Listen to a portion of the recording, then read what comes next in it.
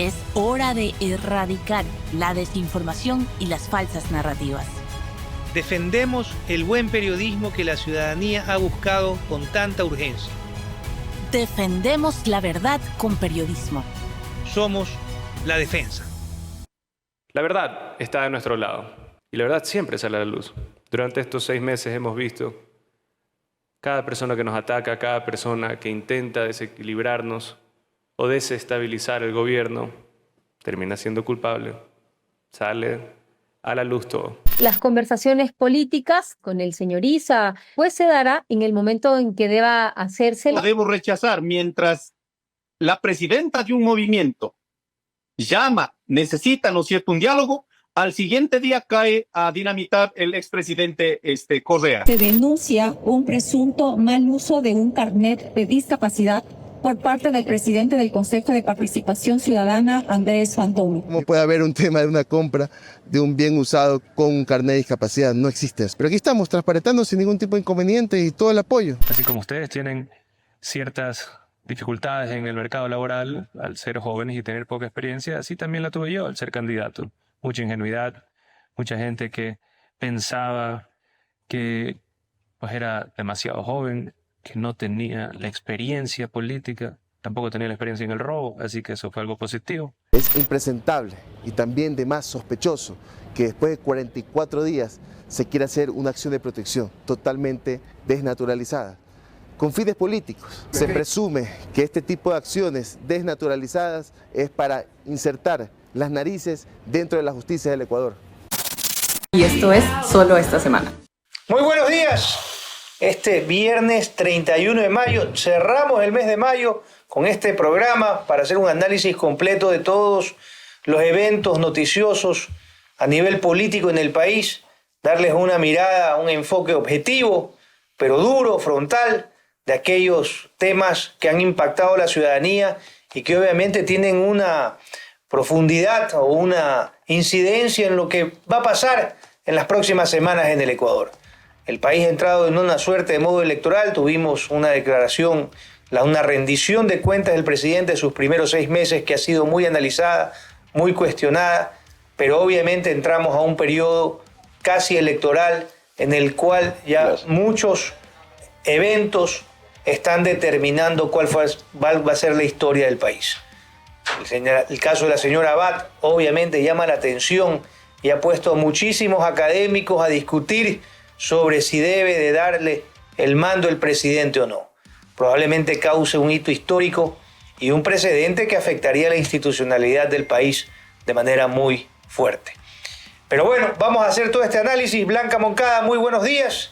Y un gran saludo a nuestros panelistas del día de hoy, Antonio Tramontana, exsecretario de Comunicación del gobierno del presidente Lucio Gutiérrez. Y hoy nos acompaña Andrés Seminario, también exsecretario de Comunicación del gobierno del presidente Guillermo Lasso. Un hombre del pasado y un hombre del casi presente. Muy bien. Le faltó la otra secretaría, pues, de Andrés. Ah, perdón, fue secretario del presidente Palacios también. O sea, él lo sucedió. Cuando usted se iba del gobierno de Lucio, y le entraba con Palacios. Le chocaron. Con razón que había una tensión. No, pero es que usted se olvida de ciertas cosas cuando le conviene, pues, entonces. Pero recuérdemelas. Yo se las recordé, que también fue doblemente secretario. Está muy bien, muy bien. Tenemos un panel de lujo, nos acompaña hoy Alejandro Zavala, ha tenido algún inconveniente en Quito, pero bueno, empecemos, Blanca. Con inconveniente, muy probablemente conveniente para su nueva aparición en este programa. Un saludo a Alejandrito Zavala, bienvenidos. Ya 2 faltas, ya está fuera. Ya está fuera. Ya la próxima vez no hay que... Ya no hay. Ya le vamos a poner una primer llamada de atención con memorando. Póngale un primer llamado de atención. Las reglas impuestas por el señor Tramontana. Andrés, muy buenos días, bienvenido también a este panel. Bueno, no vamos a perder tiempo, vamos a saludar a nuestros invitados con los primeros comentarios del día. Empezamos la semana con 3 temas importantísimos que hay que tratar porque es necesario tratar. El cambio de narrativa con Verónica Abad y el tratamiento de los ministros de Daniel Noboa a la vicepresidenta de la República es algo a lo que hay que meterle la lupa, porque estos cambios de narrativa abruptos se simplemente van a otro escenario para señalar con mucha hazaña en esta ocasión, en esta semana puntualmente, pues hay que analizarlo. Vamos a ver qué dicen nuestros panelistas al respecto. Noboa es un Correa de derecha a propósito de su conveniente relación con algunas personas que están en las funciones del Estado. Daniel Noboa ha sido señalado de tomarse los poderes como en otrora. Esto también, y qué bueno que podamos analizarlo con dos exministros de comunicación. Y por último, tenemos los prospectos de defensor público vinculados al crimen organizado. Es un tema yapa, si nos alcanza el tiempo. También, por supuesto, vamos a analizar la incidencia de la Asamblea y el poder del Ejecutivo en la Asamblea ahora con estos nuevos cambios y el veto de vetos que se dio ayer. Todo eso y más en este análisis a contralanza. Bienvenidos. Vamos a una pequeña pausa y volvemos con el primer bloque. Verónica Abad y su incidencia, con una nota de Marcio Urbina que nos va a ayudar en el contexto. En la defensa entendemos que la verdad no es patrimonio de nadie, pero defenderla, obligación de todos. Estamos comprometidos con un periodismo de calidad. No nos quedamos en titulares, sino que vamos más allá de la noticia. Hacemos periodismo de investigación y con mucha rigurosidad.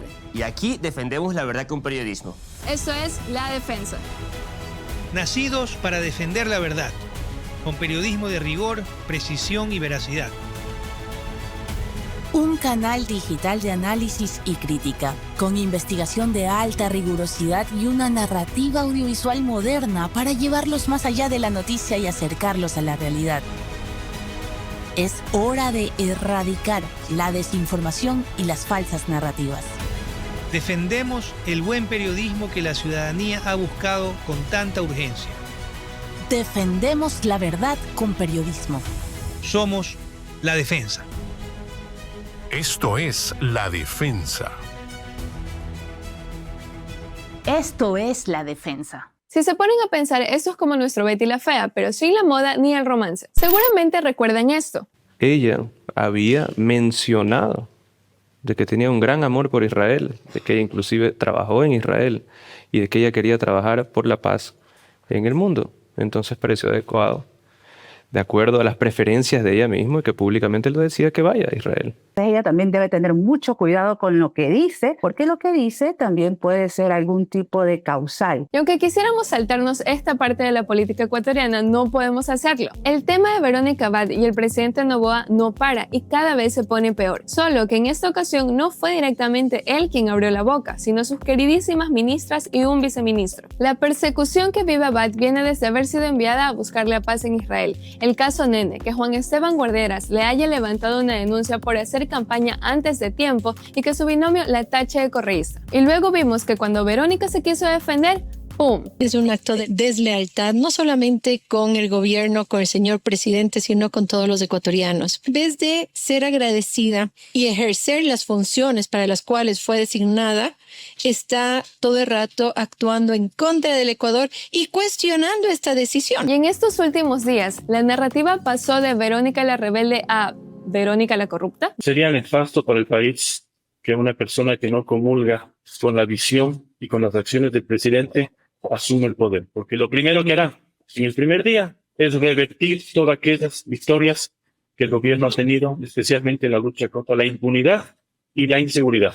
Así que caminos legales entiendo que existen algunos, incluso hay una denuncia en el Tribunal Contencioso Electoral. Dime que quieres ser vicepresidente sin decirme que quieres ser vicepresidente. Y al entusiasta Torres se suma la secretaria de Comunicación Irene Vélez. Creo que esto reafirma que la decisión que tomó en su momento Daniel Noboa no estaba fuera de un contexto, digamos de alguna forma, que habían razones para que él actuara como estaba actuando, que no es que era un producto vengativo ni nada por el estilo, sino que habían los suficientes indicios para poder tener que separar a una persona dentro de un gobierno que evidentemente ya estaba en escándalos de corrupción. O sea, me vas a decir que el presidente no sabía con quién iba a trabajar y cuando lo supo, en lugar de denunciarle, la mandó a buscar la paz en Israel. Abad debía comparecer ante la fiscalía por el caso Nene esta semana, luego de que se revelaran unos audios que implican a su hijo, pero no se presentó porque no había sido notificada. Y a esta fecha ni siquiera se sabe si es testigo o sospechosa. ¿Tú cómo crees que va a terminar toda esta situación? ¿Crees que Noboa la va a dejar sentarse en el sillón de Carondelet cuando salga a hacer campaña?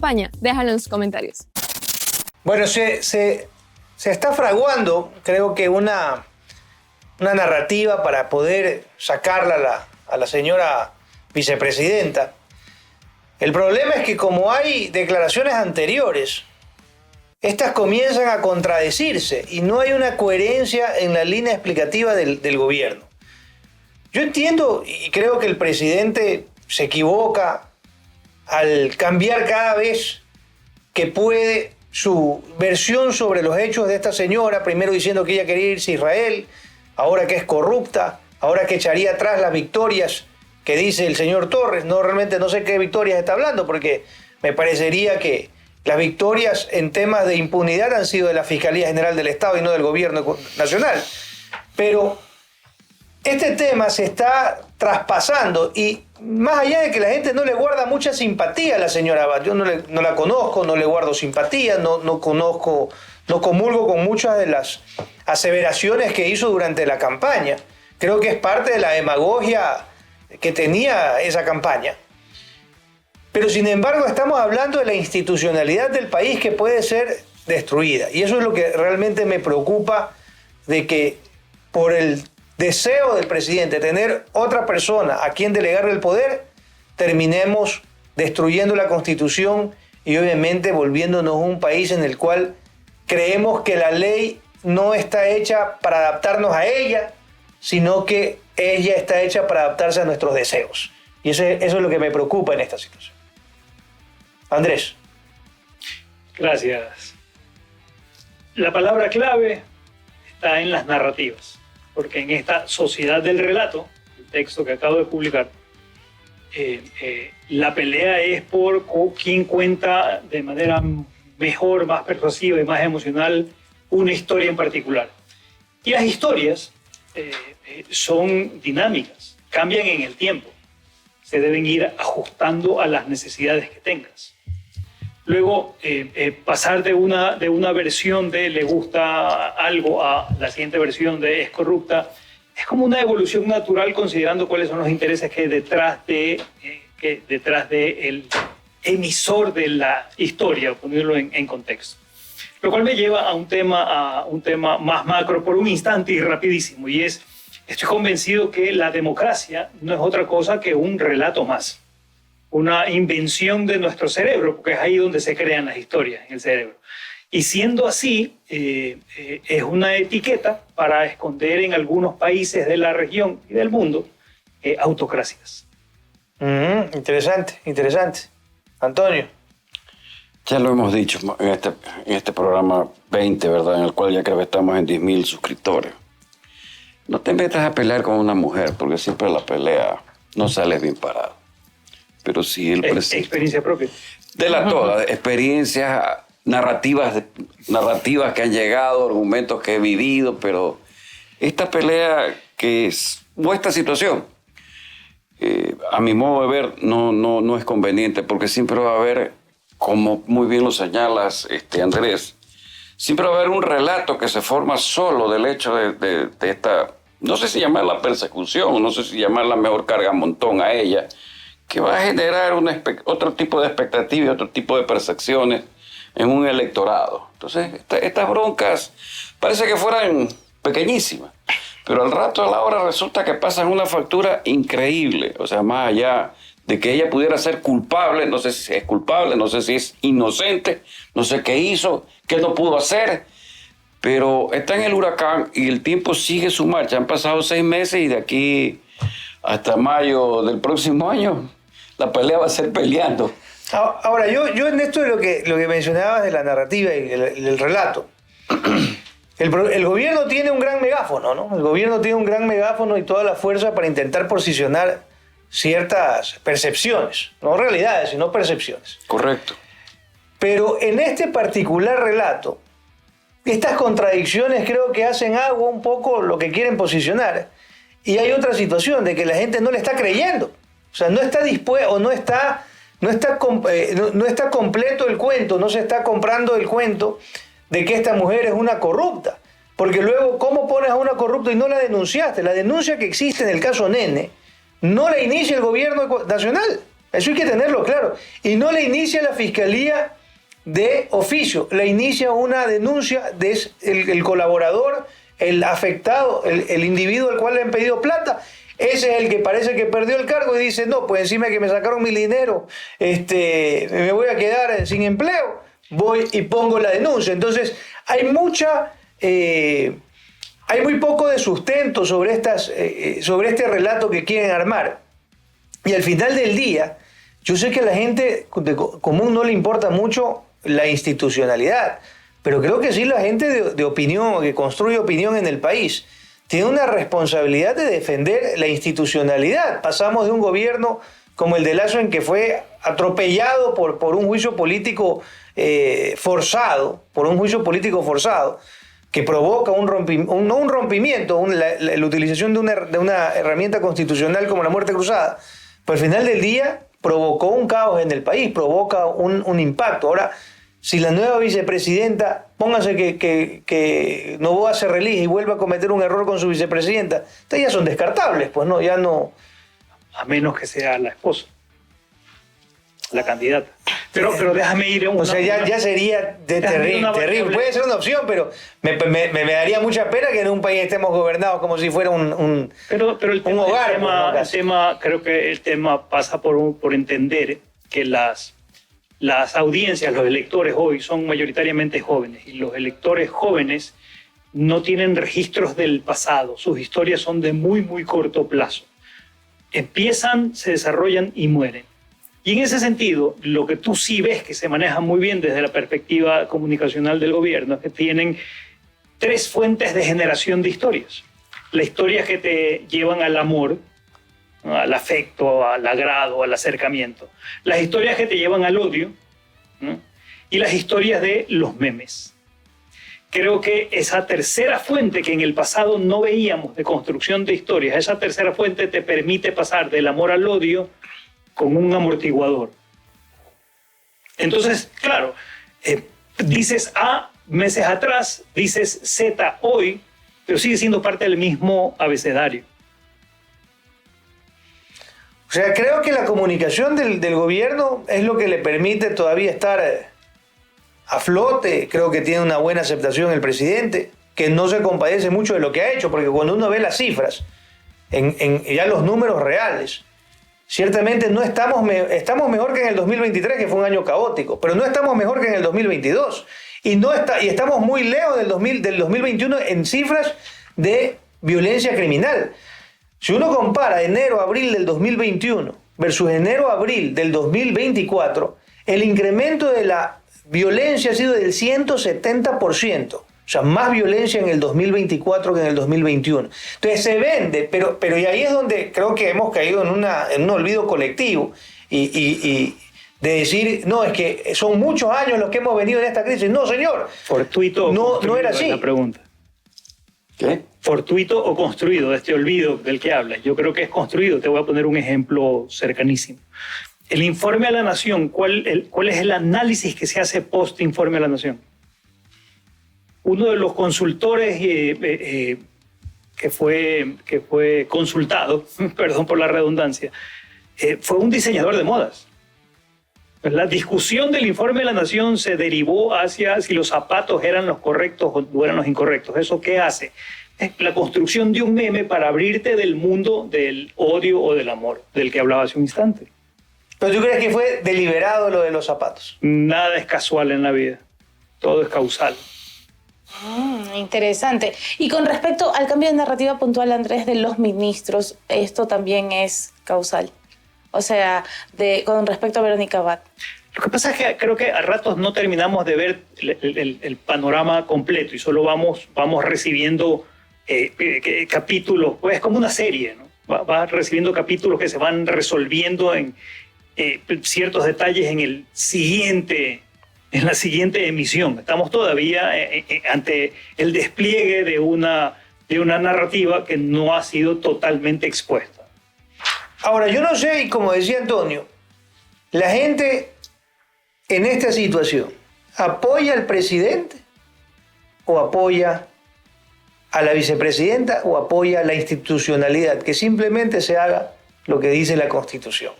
Creo que hay una gran parte de la opinión pública que apoya la institucionalidad, que se respete.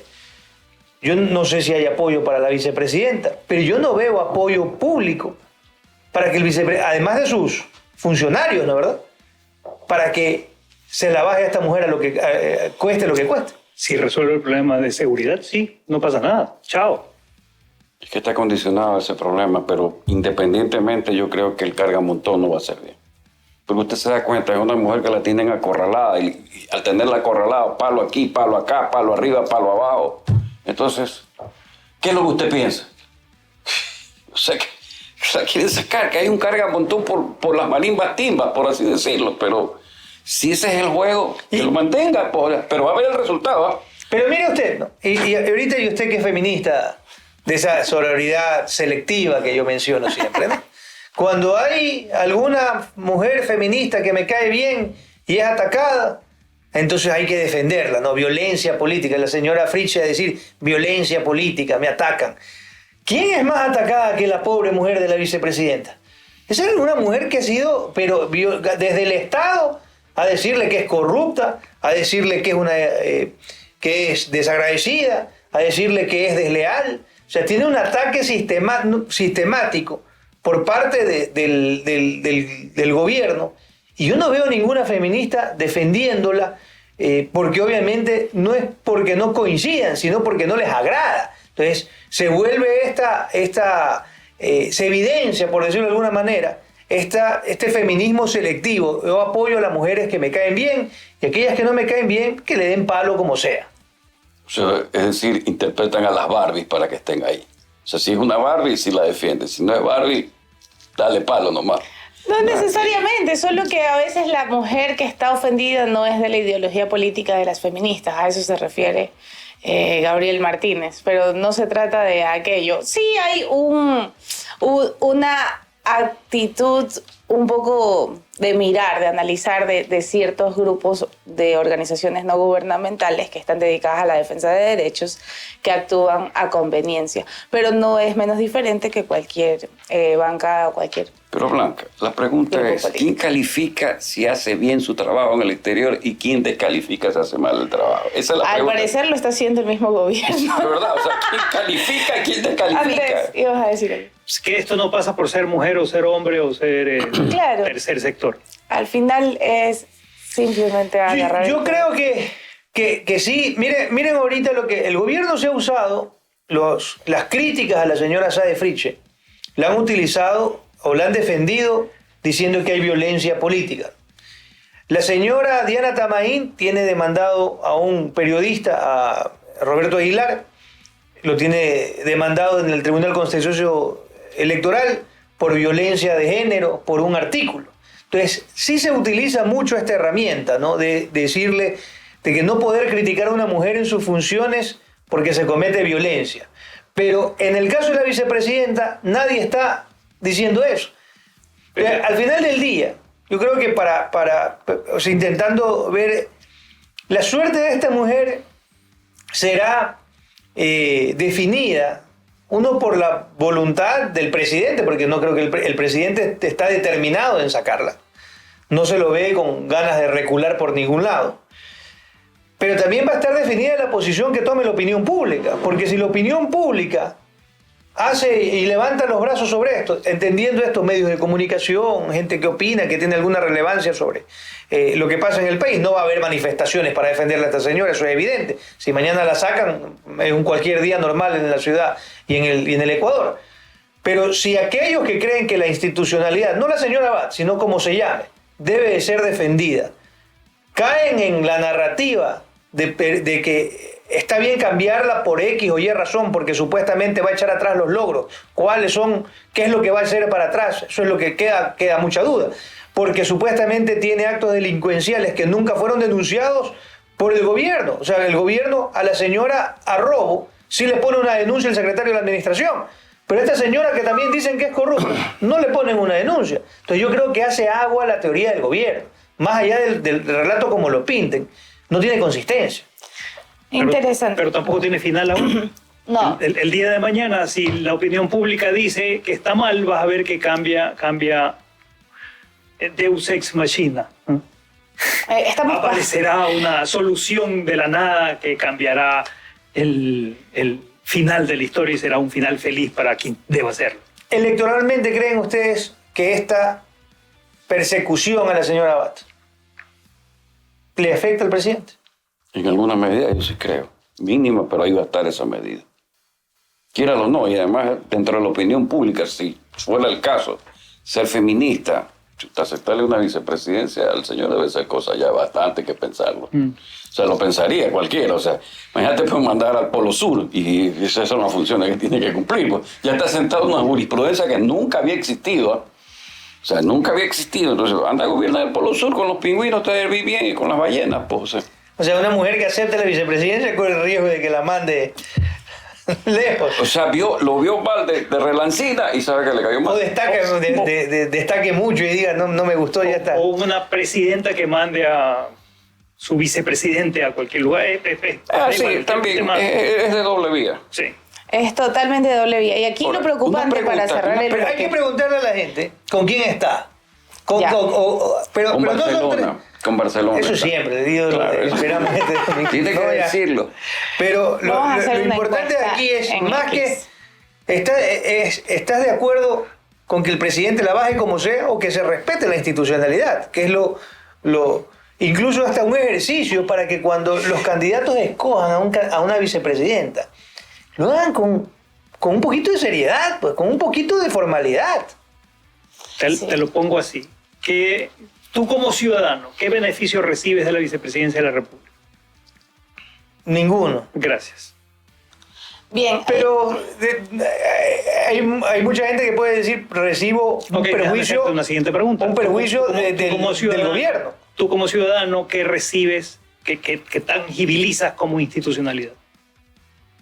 Estamos de acuerdo que todos entendemos que es importante la institucionalidad, pero para un ejercicio mental, ¿no? Seriedad. O sea, seriedad. Para mí, como ciudadano, la institucionalidad es lo que debería diferenciarnos para un país subdesarrollado. La institucionalidad está desde que el vigilante de tránsito no te para sacarte un dinero, sino porque realmente has cometido una infracción de tránsito. Pero la institucionalidad está desde el momento en que el SRI no te acepta una coima para pagar menos impuestos. Y un medio que no miente, y un colegio que sí. Seriedad y respeto es la institucionalidad. Pero démonos la vuelta a la calle y ¿qué pasa en Ecuador?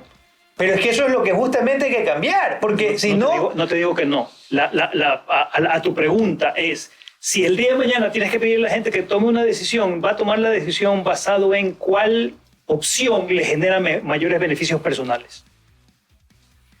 Y tener un presidente que le resuelva algo, o tener una vicepresidenta que... No resuelve nada. Resuelve o no resuelve, no me importa. Es tan lejana que vicepresidenta o vicepresidente. Estamos hablando de la figura, no de la persona. ¿Cuál de los dos tiene más posibilidades de recibir adeptos? Claramente el presidente. Porque si ves en él la posibilidad de que te resuelva algo específico, no en la figura de una vicepresidencia. Yo no sé si la gente, de alguna manera, ya rechaza la prepotencia... toda la vida. Eso lo vamos a ver en el segundo bloque. No se me adelante. Te dice que la rechaza, pero le encanta. Le encanta que lo maltraten.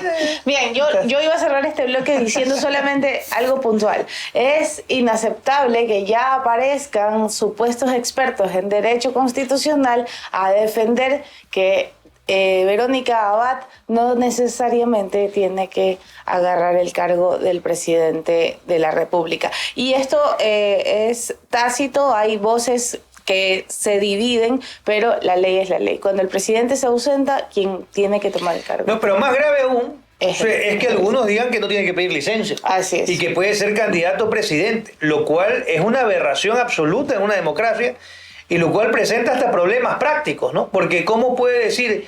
Y en esa entrevista en Teleamazonas me parecía hasta ridículo decir, no es que trabaja como presidente hasta las 5 y después es candidato después de las 5. Eso es una mamertada, por decirlo menos, porque nunca puede desprenderse de su posición completa como presidente, que va a salirse en los recursos públicos después de las 5 de la tarde, va a salirse en la seguridad pública, sin los carros públicos, sin el transporte, sin el avión, si tiene que moverse a otra ciudad. Entonces estamos hablando de que es imposible dividir el ejercicio de la presidencia para que se convierta en un ciudadano o un candidato, por los hechos elementales económicos que están atrás de eso. Entonces tiene que pedir licencia como sea porque es una gran desventaja contra cualquier otro candidato. Es algo que manda, si la gente puede discutirlo a nivel legal, pero lo manda una ética muy, muy simple y muy sencilla, ¿no? Sí, es importante. Bien, vamos a un pequeñísimo corte y volvemos con el segundo bloque en el que vamos a hablar precisamente de la prepotencia y la toma de poderes del Estado en el gobierno de Daniel Noboa. Es que esta guerra va a demandar recursos. Que son las cárceles los centros desde donde se manejan y se operan los delitos. O ellos o nosotros. Repito, o ellos o nosotros.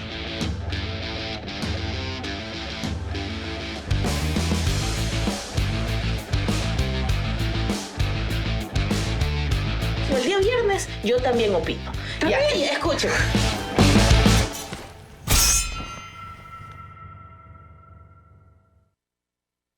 Ok, para nuestro siguiente tema voy a darle la venia a Andrés Seminario después de esta pequeña introducción.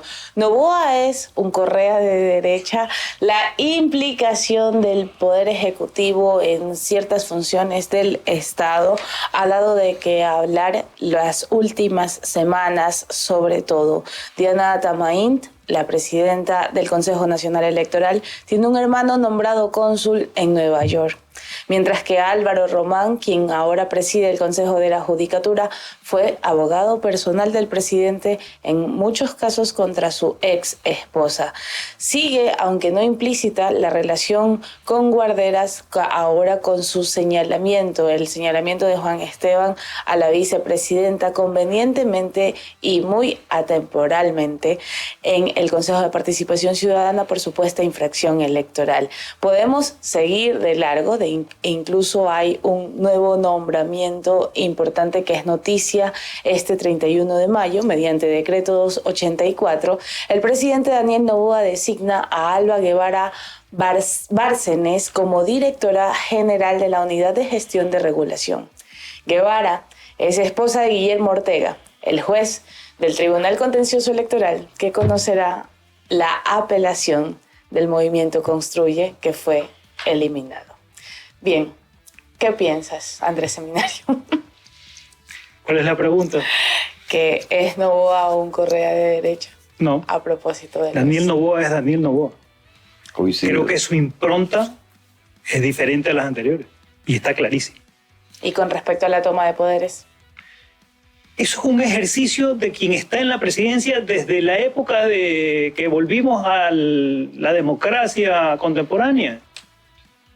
No creo. Sí, claro que sí. A ver, yo te puedo decir algo. Moreno no intentó tomarse los poderes. Le salió lo de ministro. Sí, es que yo creo que hay presidentes que han respetado la independencia de los poderes del Estado y que algunas personas pueden creer de que se lo utilizó para perseguir o para favorecer, pero más falso.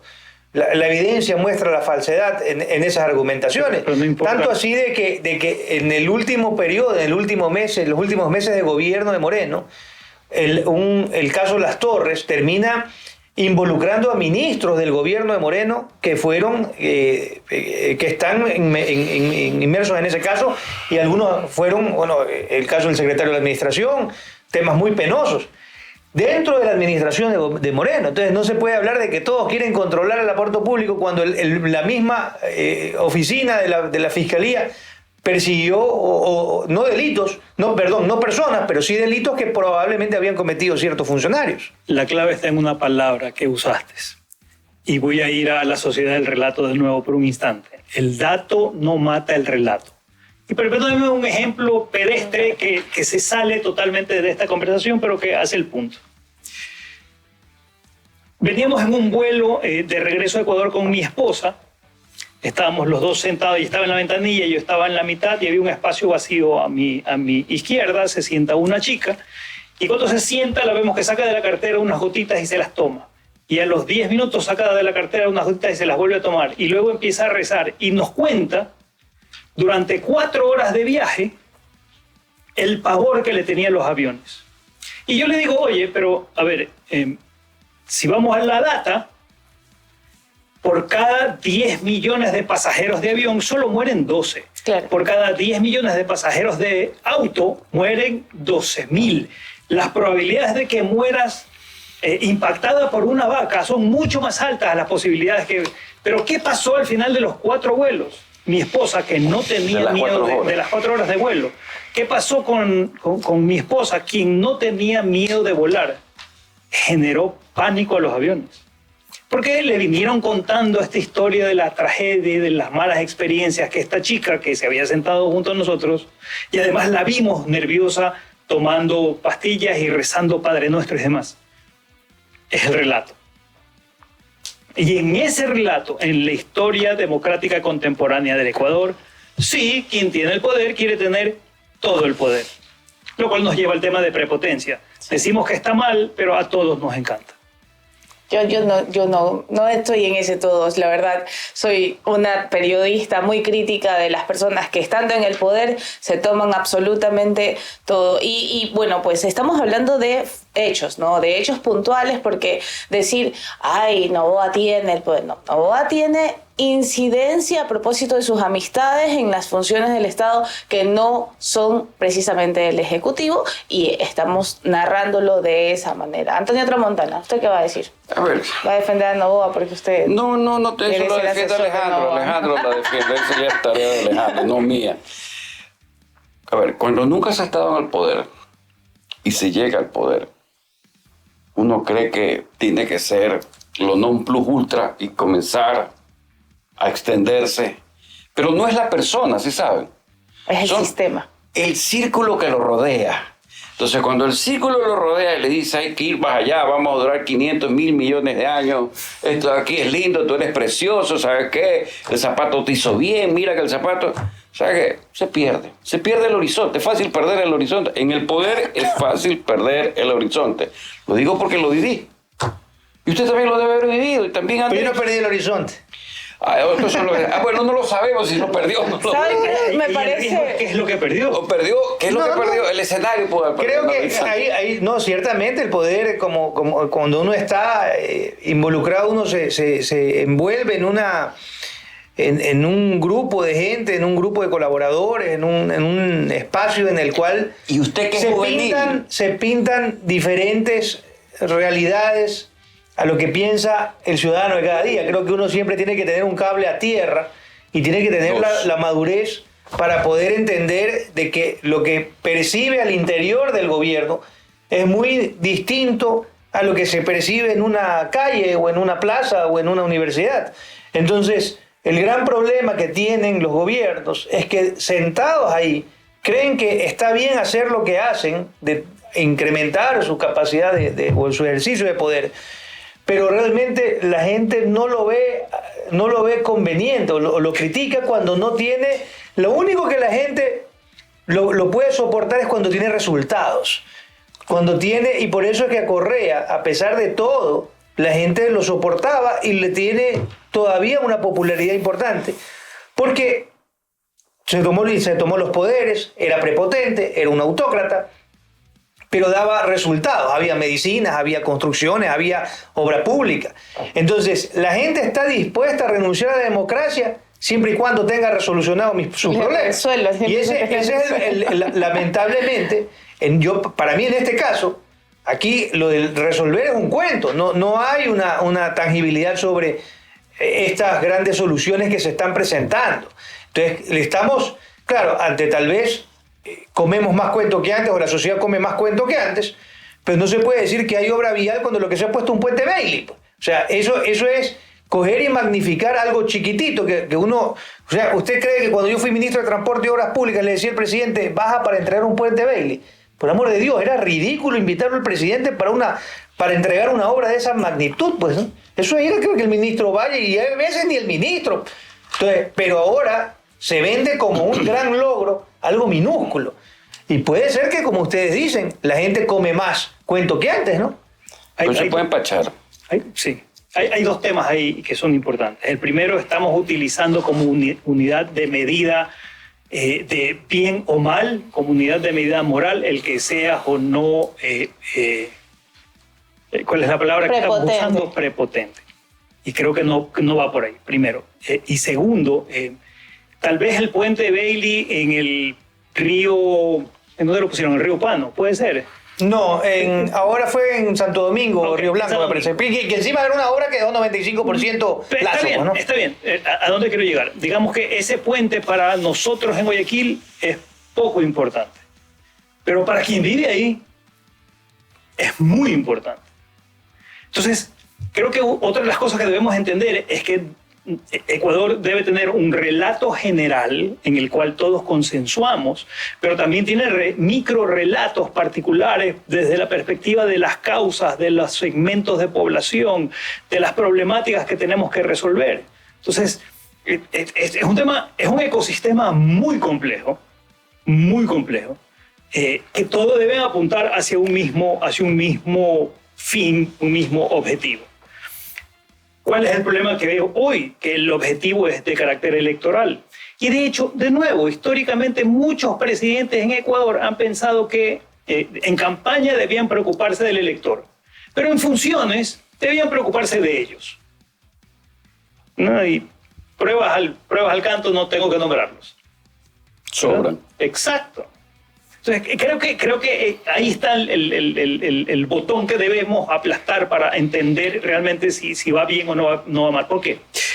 Digamos que hacer una obra como presidente dependes de el concurso de otras instancias, otros poderes del Estado.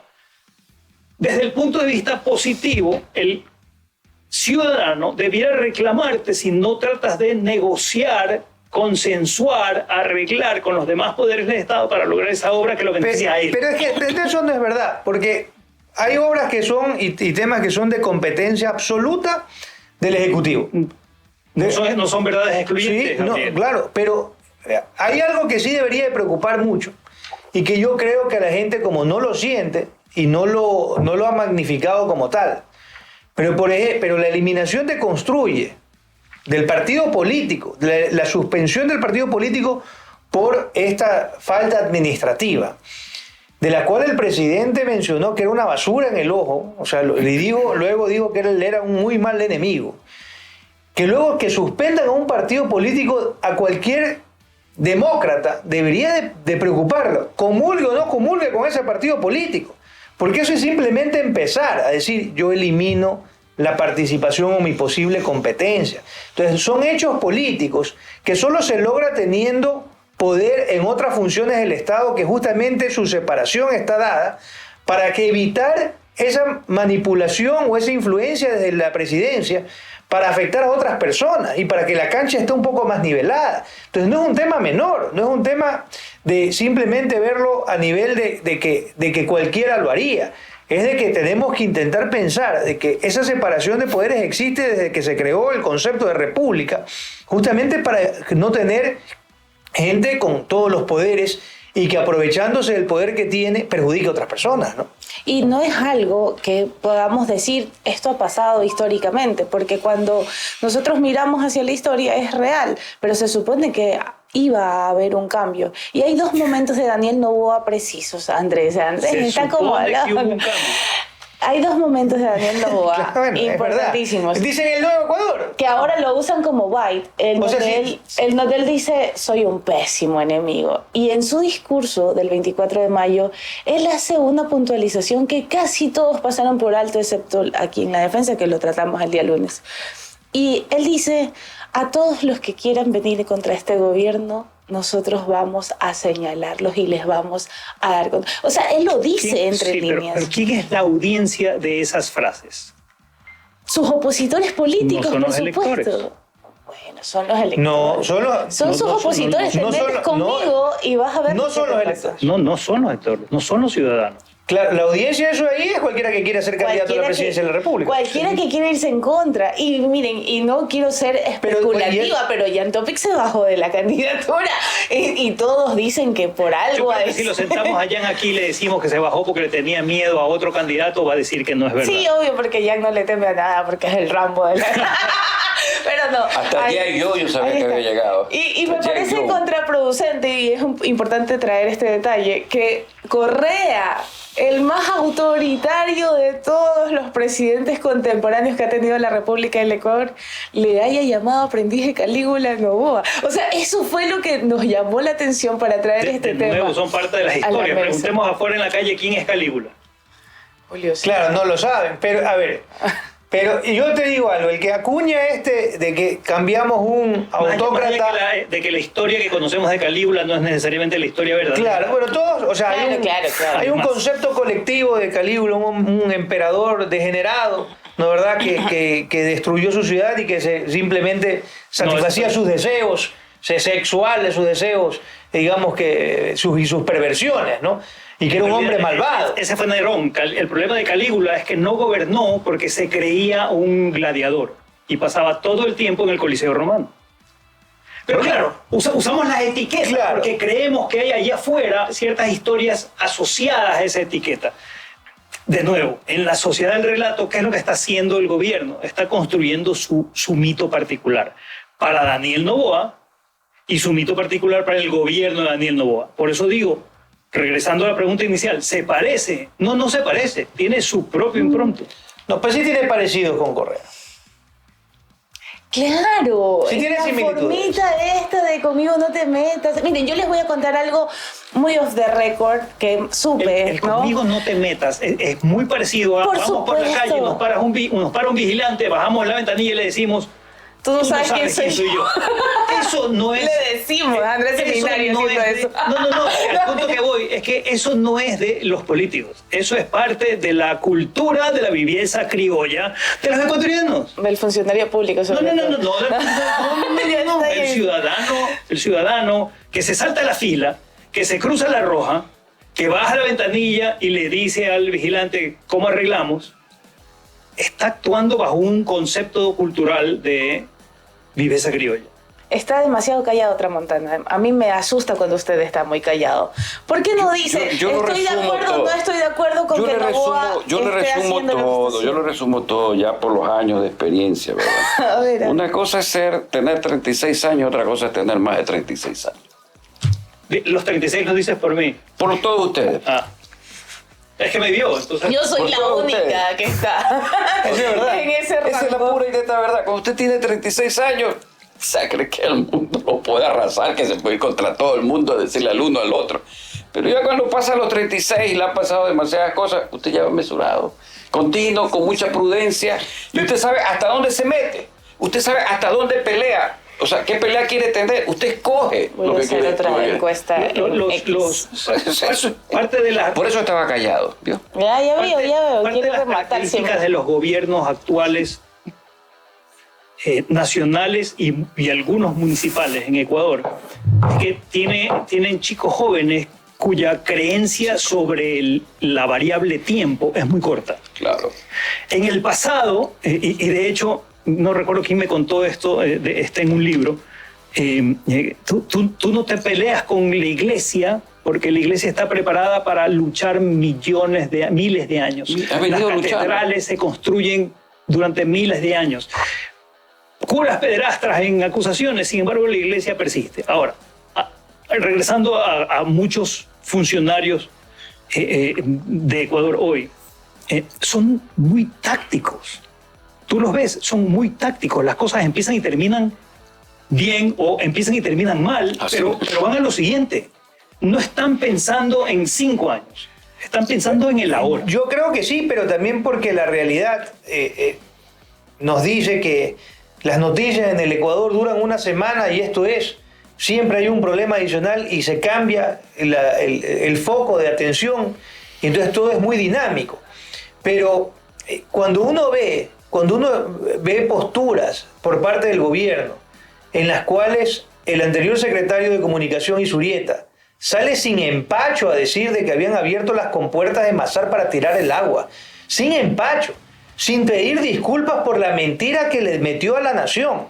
Entonces estamos ante una política de gobierno, es mi narrativa, así sea mentira, pero tengo que imponerla sobre todo. Y no me retracto. Entonces, es un insulto a la inteligencia del país. O sea, lo que hizo Izurieta, que yo creo que era un hombre respetable y que lo seguirá siendo, pero eso no cambia el hecho de que se paró con un desparpajo impresionante a decir de que habían abierto unas compuertas y que fue desmentido, pero absolutamente por la realidad. Entonces, cuando vemos que la política del gobierno, la señora Palencia sale a decir, hemos reducido el 99% los crímenes, mentira. Y cuando comenzamos a entender de que cuando nos dicen, o sea, si nosotros vamos a preponderar el relato sobre la realidad, ¿no es verdad? Es como que a un paciente usted le esté diciendo, no, usted está mejor, pero cada día está peor, se está muriendo.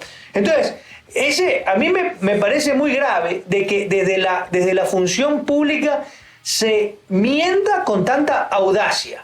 Pero funciona también en la calle. De hecho, esta mañana leí un artículo de Daniel Inirarati, un español, un vasco, filósofo político. Él dice, y lo cito porque me parece que resume lo que estamos conversando, la democracia únicamente podrá sobrevivir si la inteligencia del sistema compensa la mediocridad de los actores. Interesante, es que es verdad.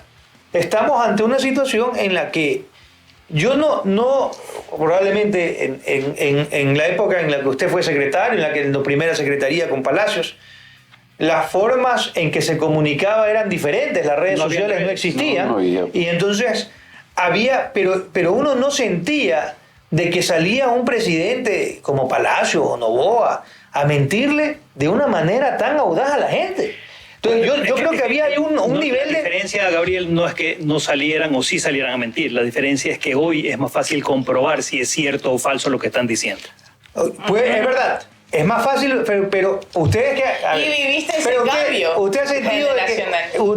Cuando usted estaba con Lucho, alguna vez digo, bueno, a ver, esto aquí no es así, pero vamos a salir a mentir descaradamente. O sea, yo cuando era ministro, yo me decía, vamos a decir que vamos a hacer esto, pero sí, claro, oiga, yo decía, me decían, vamos a hacer esto aquí, pues no lo vamos a hacer, yo no puedo salir a mentir esto de aquí. Vamos a un corte comercial. Escúchenme, la cara de Qué barbaridad, estos señores han sido parte de la construcción, del deterioro de nuestra sociedad. Ay, yo... la cara, señor. Necesitamos sacar ese baile, en serio. No tienen pudor. No se trata de pudor, ya eso pasémoslo por alto. Pero usted fue ministro de gobierno, ¿no tuvo un momento así? Nosotros, cuando fue el momento más grave que tuvimos, que fue cuando llevaron preso a... Usted. El gobierno. No, salimos a decir la verdad.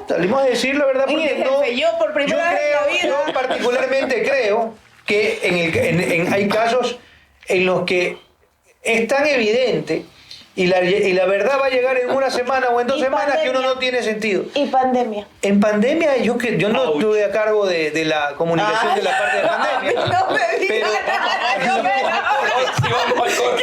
por favor, necesitamos un corte.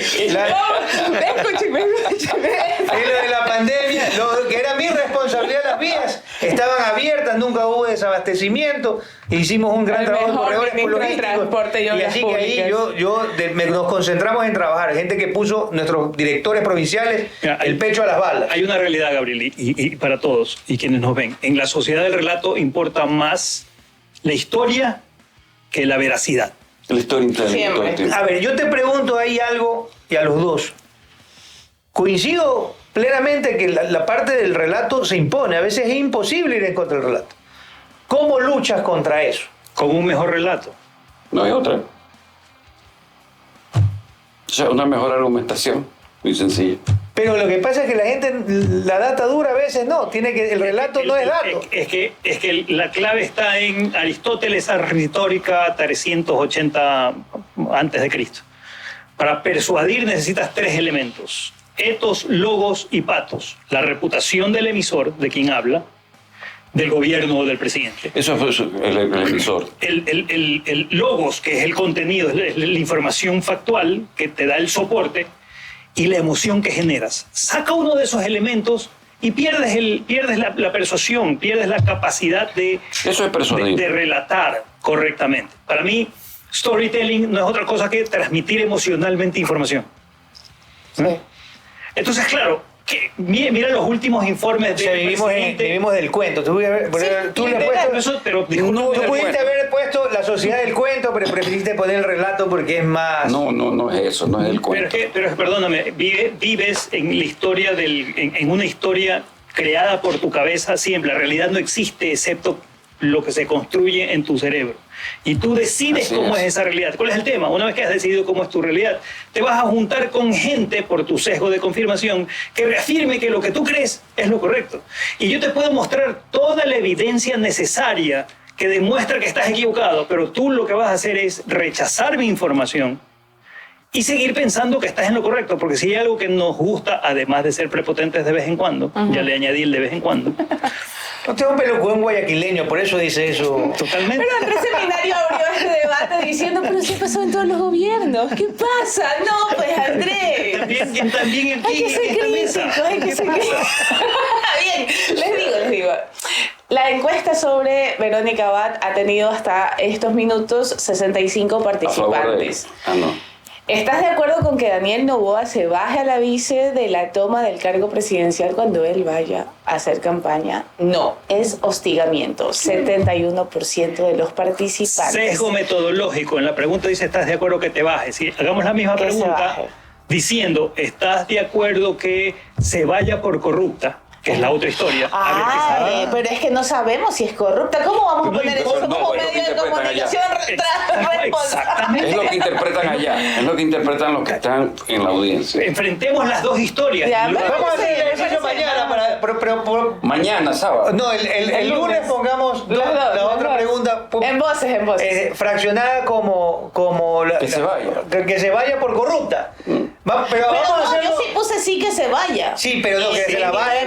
Pero hay sesgos. Claro, está bien. Me parece interesante. Está chévere. La siguiente pregunta es, ¿crees que Noboa le está metiendo mano a los poderes del Estado? Están votando, así que vamos a revisarla en el segundo bloque. Vamos a un pequeño corte y analizaremos ahora la incidencia de estos hechos del presidente Daniel Noboa frente a una asamblea que parece que se le está bajando del barco del apoyo. Así que bueno, vamos a verlo con los expertos. ¿Es así o no es así?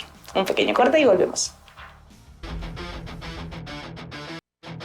Somos un medio digital para el periodismo en profundidad y para el análisis, siempre con rigor, contexto, precisión y contraste.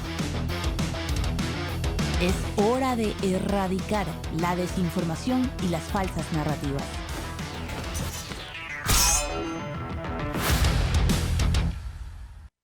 Ok, la Asamblea Nacional aprobó este 30 de mayo una enmienda constitucional que modifica el número de votos para que los asambleístas se ratifiquen en un texto vetado por el presidente de la República. La propuesta obtuvo 94 votos positivos de las bancadas de la Revolución Ciudadana, el Partido Social Cristiano y Construye. Votó en contra la bancada oficialista de Acción Democrática Nacional por segunda votación consecutiva y se quedó sola este 30 de mayo, diciendo que la medida iba a apuntar a un legislativismo, un poco eso, porque los que aprobaron la medida decía que se permitía un hiperpresidencialismo en el momento de hacer. Pero esa enmienda se acaba el 14 asumen los nuevos asambleístas y hay un incremento de 15 asambleístas más.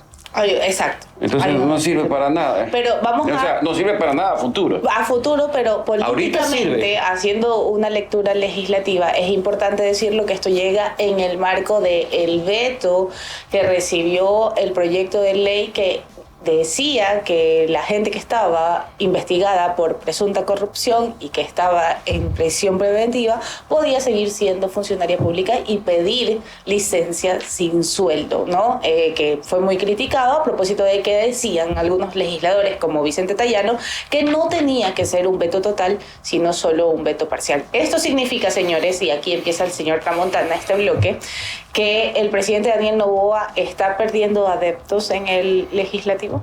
Pero tarde o temprano los va a perder en el momento que ya tengan los candidatos, ya estén puestos en el escenario político, en el circo romano, los va a perder. Son intereses. Al fin y al cabo, estos intereses, quiéralo o no, Resumiéndolo, son intereses puramente. Hoy día me llevo contigo, mañana no me llevo. En la tarde puedo hacer que te sonría, o puedo hacer que te guiñe el ojo, o puedo hacer que te escupa. Es simple, o sea, el ejercicio de la democracia, por supuesto que, o sea, tiene ciertos bemoles, y uno de ellos es justamente la asamblea. Por eso es que el motor de un candidato presidencial debe ser llevar un bloque que equilibre al resto de bloques y por supuesto que sume a los que quieran irse. Eso es clarísimo. Ya no vamos a cambiar la regla del juego, lo hemos vivido, creo que yo, con los años que tengo, ya bastante. Pues, o sea, no vamos a cambiar eso, no vamos a cambiar. Claro, es necesario tener una mayoría para que no suceda lo que sucedió en su momento determinado, esta muerte cruzada. Pues, o sea, también hay que ser claro en las cosas. O sea, la muerte cruzada fue un acto que de cierta medida se tuvo que dar más allá de los principios y valores de cada presidente como lo quiera hacer. Cualquiera de los dos.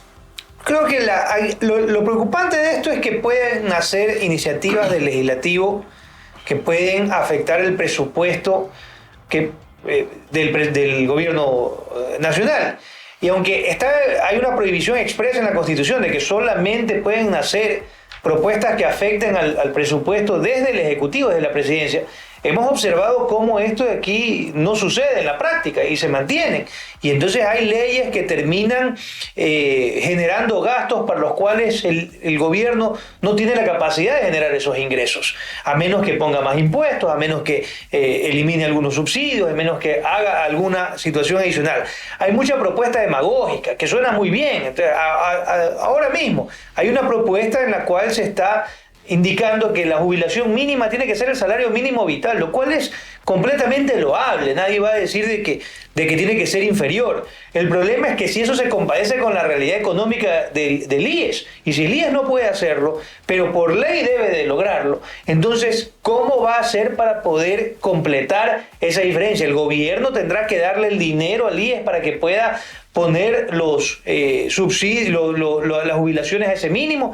Acabamos de ver también la ley que hace que los fondos de los GATS se transfieran de manera inmediata. En 90 días tienen que estar inmediatamente desde el Ejecutivo, lo cual le va a poner una presión a la caja fiscal impresionante, que de una manera u otra manejaba el ministro de Finanzas ese flujo, ¿no? Y decidía esto pago, esto no pago. Pero va a haber trueque. Entonces, claro, ahí va a volver un tema de más complejo o más necesaria que el presidente busque a la Asamblea para poder generar gobernabilidad.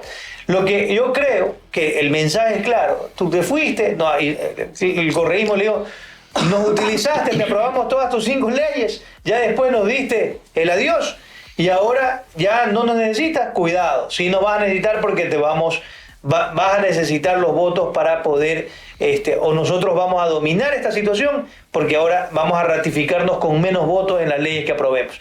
Entonces va a volver la relación Asamblea-Ejecutivo mucho más o con una mayor necesidad de coordinación y de armonía o de trance o de transaccionalidad, pero en la Asamblea se ha asegurado su preponderancia indistintamente de quién sea el presidente con este tipo de decisiones, lo cual sería muy grave si es que se pasan leyes demagógicas que son bonitas venderlas, pero que en la práctica es muy difícil ejecutarlas. Escúcheme una cosa, ya lo dije aquí, después de lo que hizo Guardera con respecto a la denuncia de la vicepresidenta, las llaves del infierno están abiertas.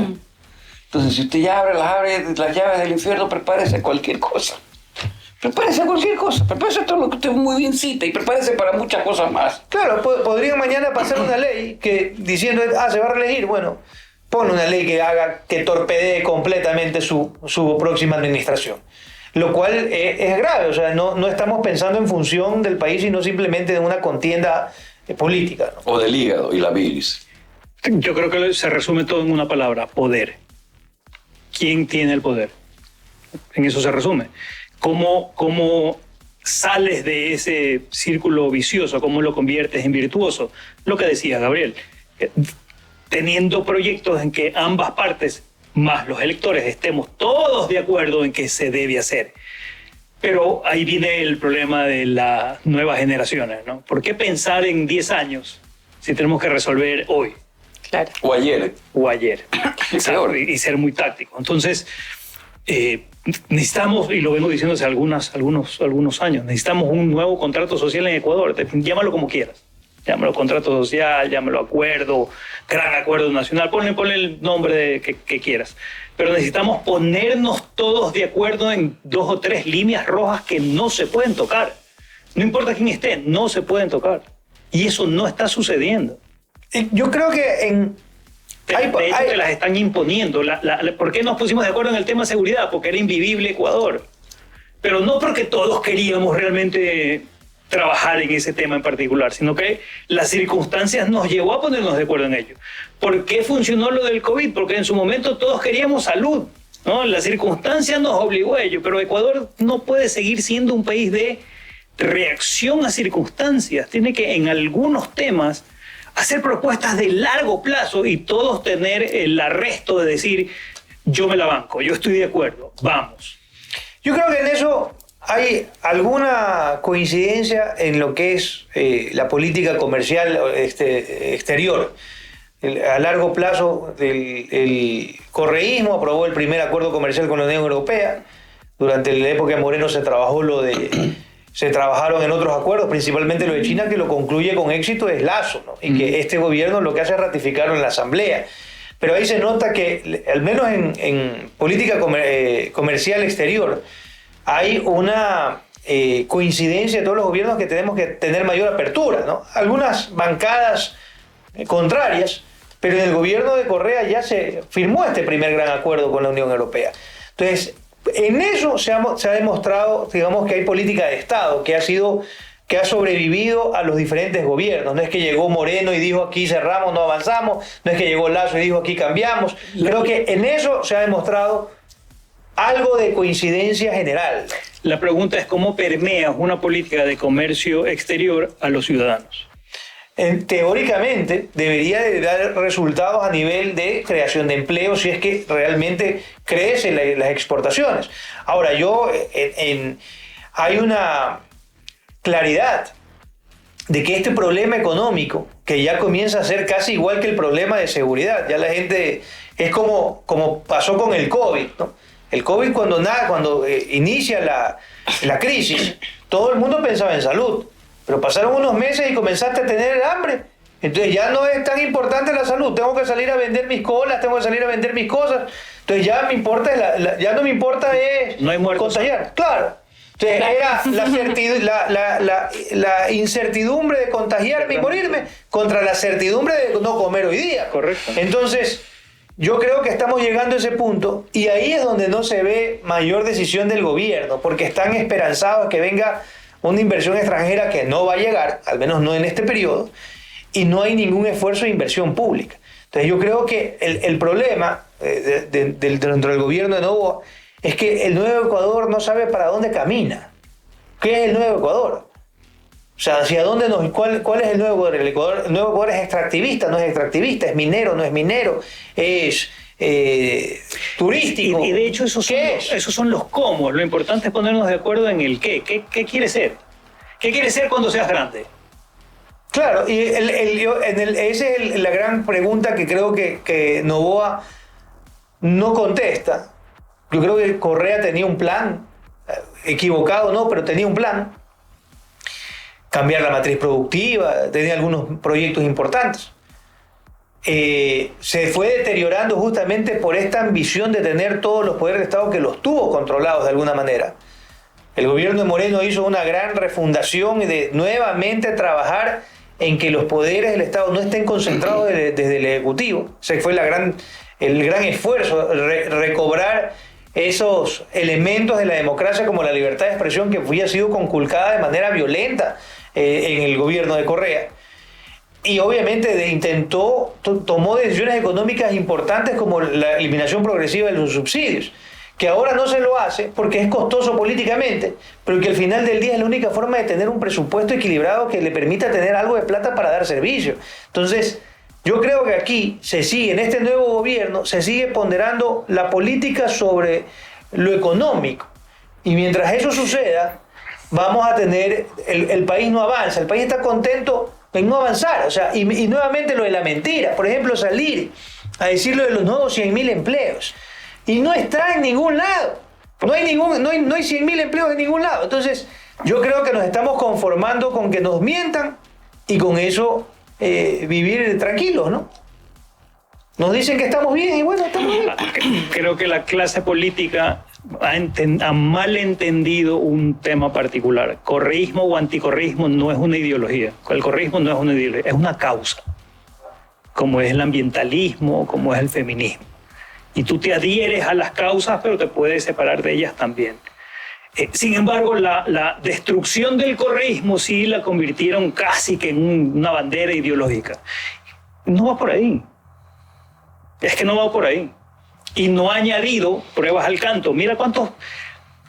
gobernador de Texas se quejaba de cuántos ecuatorianos hace un par de días que estaban retenidos en la frontera. Y cuánta gente está saliendo, y cuánta gente tiene empleo, y cuánta gente no lo tiene. Entonces... Y no es el gobierno solamente de Daniel Noboa, hagamos la sumatoria de todos los anteriores.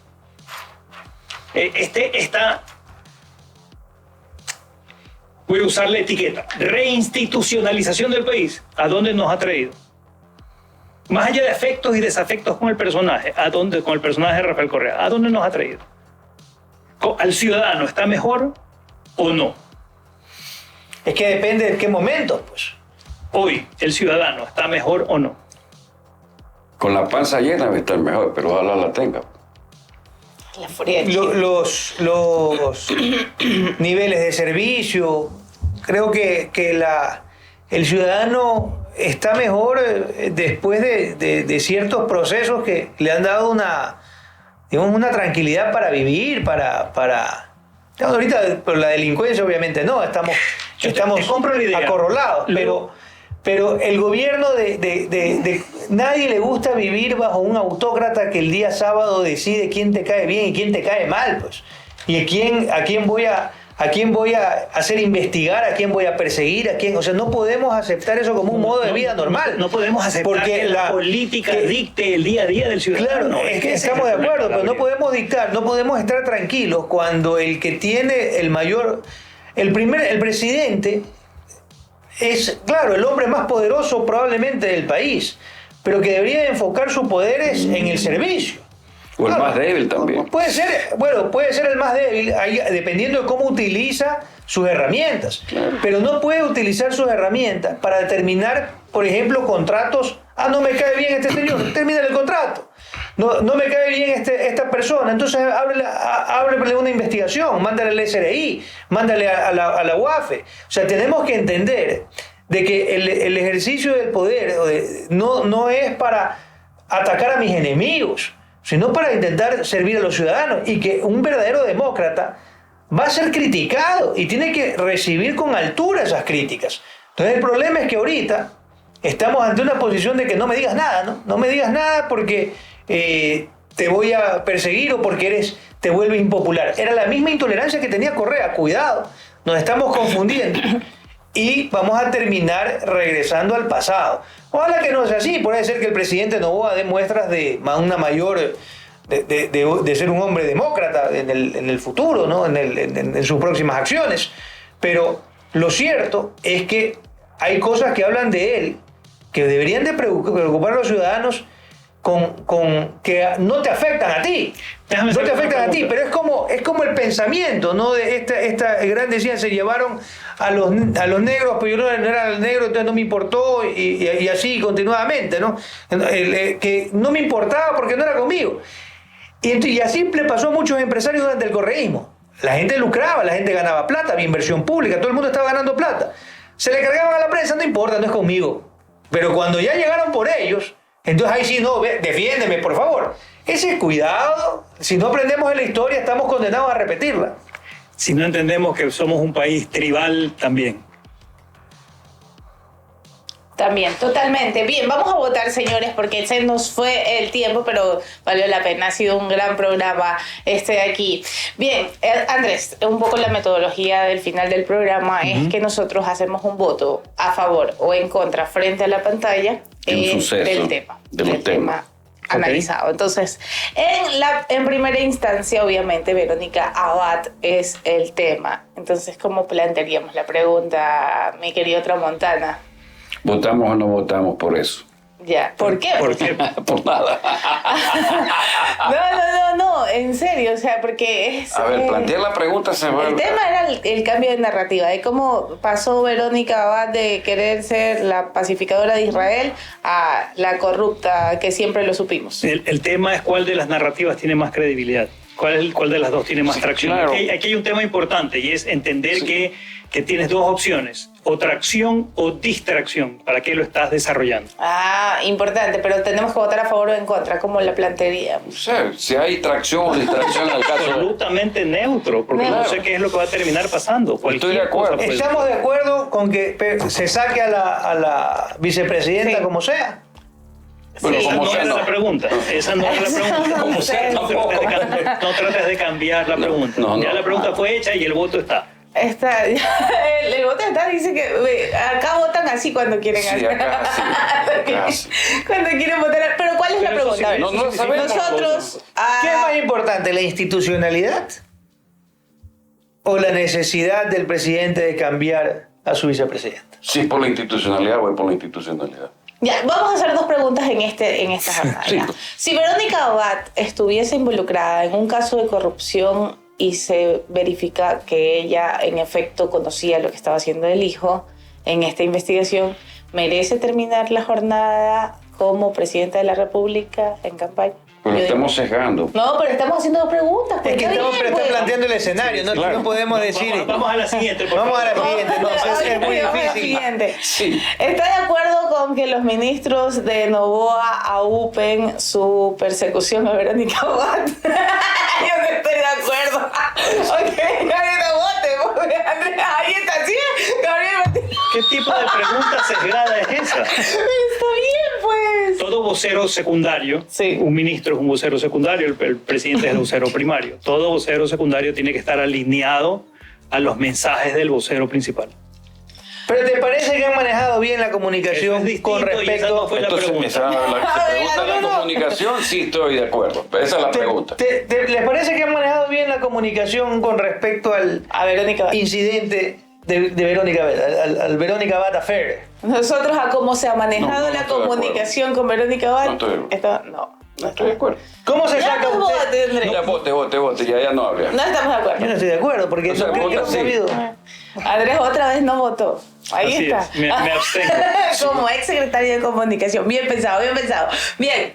Noboa está de acuerdo con que es que van a decir que soy sesgada también, pues. En el momento de poner un nombre y apellido ya hay un sesgo. ¿Pero por qué? Pero es que de eso se trata análisis a contralanza, pues. Es como, ¿lo decimos o no lo decimos? ¿Está de acuerdo con que Noboa utilice su poder para perseguir? Hay voto así. No diga eso, no. Ya, ¿cree que Noboa se parece a Correa haciendo un...? Creo que tiene similitudes, tiene algunas similitudes. No, vamos a ponerla así, no vamos a decirle a favor ni en contra. Hay otros presidentes que también hacían cosas parecidas, ¿no? ¿Cuáles? Dejémoslo ahí. Es demasiado tibio, Andrés. Hay que hacerlo. No se puede estar así. Bueno, entonces, Noboa sí se parece a Correa. El tema es que cada una de estas preguntas implica una serie de variables que no estamos terminando de analizar. Claro, pero es que de eso se trata. Entonces es pulsada. ¿Amas o no amas a tu esposa? Mira, por supuesto que sí. Pero depende. ¿El traje que se puso hoy le queda bien o le queda mal?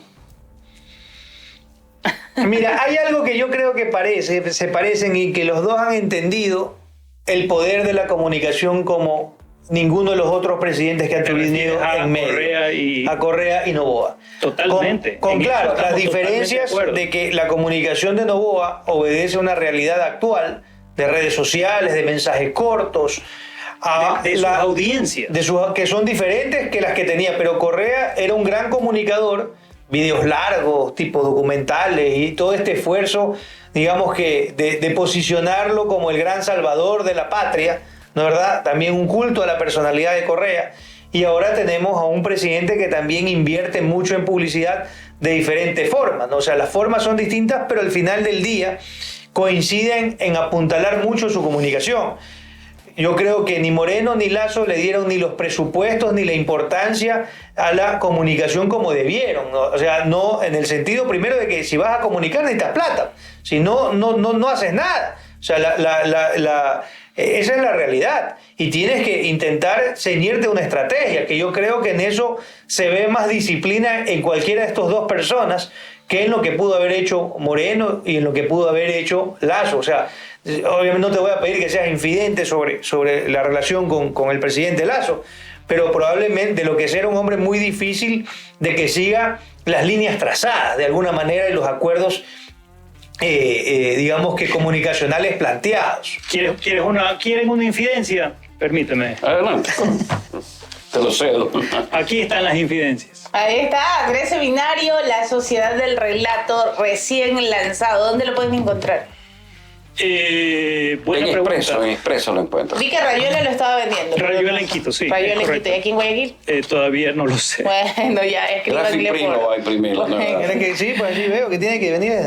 Sí, no, es de la competencia. Bien. Entonces ahí pone mala cara y no entiende por qué un presidente puede usar todas las herramientas necesarias. Y él echa la culpa al dato y no al relato. Exacto. Ya que están renuentes a votar, yo sí les digo cómo votó la gente en X. Hasta el momento 74 votos con respecto a la pregunta de Noboa. ¿Crees que Noboa le está metiendo la mano a los otros poderes del Estado? El 84% de los votantes dice que sí, que ya pare. Y el 16% dice no, son exagerados. Ahí está. Ustedes pero cada uno tiene su versión de su historia. Y sí, coincido contigo. Si algo te parecen los regímenes de Correa y de Noboa, es que han entendido el poder del relato para persuadir. Totalmente. Y la infidencia que yo les iba a dar ya para cerrar el programa es que sí, cuando llego a Quito y me entero estuve haciendo coberturas hace un par de meses, un mes, me entero pues de que la chica Jacome iba a hacerse cargo de los medios públicos, de TC Televisión puntualmente, está al frente ella de todo el poder, ¿no? Y de acuerdo a mis fuentes, que son muy fidedignas, de hecho de altos mandos allí, sí. Ha llegado a decir el círculo de Jacome, ¿ustedes recuerdan la época a los funcionarios de los medios públicos? La época de Correa, bien, hacia allá caminamos. Así que vamos a ver un aparataje de propaganda gubernamental bastante fuerte en ese medio. Están con esa agenda y la tienen. De hecho, conozco a periodistas que se separaron al momento de tener esa directriz. No le alcanza el dinero. O sea, lamentablemente... Creo que los dos presidentes que estuvieron en intermedio no lograron privatizar esos medios, no lograron sacar a la venta, porque se vuelven un arma muy conveniente para cualquier presidente tener un medio de comunicación de ese alcance. Y es que debieran ser medios de Estado, no medios de gobierno. Como medios de gobierno. Por supuesto, pero eso es difícil en Ecuador. Pero por eso, más aún, la necesidad de que haya una independencia, una licencia del presidente. Que eso no va... Una ley de comunicación. Una ley de comunicación puede ser para que los medios públicos sean utilizados de manera correcta, ¿la verdad? De manera independiente. O sea, porque al final del día, lo más grave que podemos pensar es que nuestra plata pública, nuestra plata de impuestos, los contribuyentes terminamos pagando la campaña de un presidente. O sea, eso debería en estos momentos de gran dificultad económica, debería llamarnos la atención y debería obviamente exigirnos de reclamar de que haya respeto para el uso de los fondos públicos. Bien, Gabriel, cierre el programa. Bueno, hemos tenido una gran conversación el día de hoy, hemos analizado, no hemos tenido coincidencias plenas en este panel, hemos tenido posiciones en algunas tibias, polarizadas, extremistas.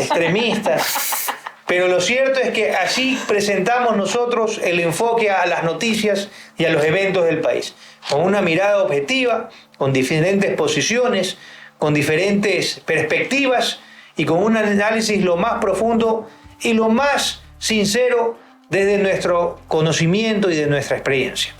Recordándoles que aquí en La Defensa entendemos que nadie tiene el patrimonio sobre la verdad. pero que todos debemos defenderla y ayudarla a salir a flote todos los días. Un gran fin de semana y un gran abrazo. Y, una amonestación para sus panas. Señor Alejandro está amonestado. Dios mío, el Tramontana desde que empezó el programa. Es que usted me dijo que le haga acuerdo a eso. Gracias, muy amable. Bien, muchísimas gracias, Andrés. Increíble tenerte acá. Gracias a ustedes. Y no se olviden La Sociedad del Relato, gran libro. Vamos a estar muy pendientes, los secretos del gobierno de Lazo. Dejémoslo ahí. Caramba, bueno. Muchas gracias. Muchas gracias, Chacho. Feliz fin de semana. Nacidos para defender la verdad, con periodismo de rigor, precisión y veracidad. Un canal digital de análisis y crítica, con investigación de alta rigurosidad y una narrativa audiovisual moderna para llevarlos más allá de la noticia y acercarlos a la realidad. Es hora de erradicar la desinformación y las falsas narrativas. Defendemos el buen periodismo que la ciudadanía ha buscado con tanta urgencia. Defendemos la verdad con periodismo. Somos La Defensa.